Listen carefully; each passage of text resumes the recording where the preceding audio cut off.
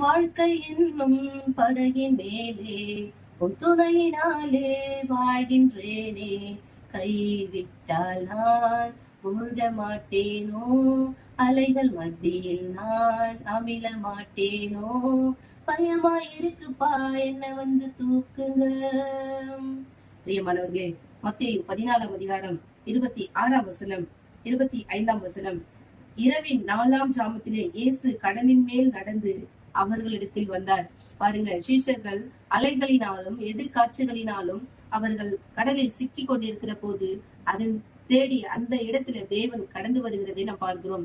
இன்றைக்கு நம்முடைய வாழ்க்கையில கூட பல சூழ்நிலைகள் நம் சூழப்பட்டு இருந்தாலும் நமக்கு எதிராக எழும்பி நிற்கிற எல்லா விதமான பிரச்சனைகள், போராட்டங்கள், கசப்பான காரியங்களின் மத்தியிலும் தேவன் நம்மை நோக்கி வருகிறதை நம்மால் உணர முடியும்.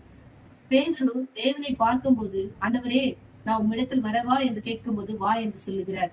பாருங்க, ஆண்டவரை அவர் நோக்கி பார்த்து வரும்போது அந்த கடலுக்குள்ள அவர் அமிழ்ந்து போகவில்லை.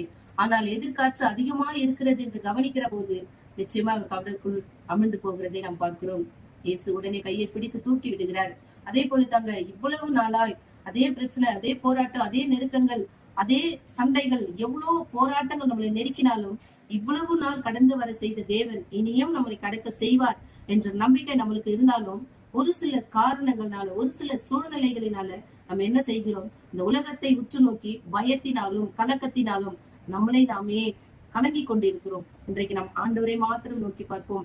எல்லா சூழ்நிலைகளிலும் இருந்து தேவன் நமக்கு விடுதலை கொடுத்து இம்மட்டும் நடத்தினவர் இனியும் நடத்துவார். அவர் வருகையில அவரோடு கூட நம்மை ஆண்டவர் ஏற்றுக்கொள்வார். விசுவாசத்தோடு காத்திருப்போம். தேவன் நம்மை ஆசீர்வதித்து உயர்த்துவாராக. ஆமென்.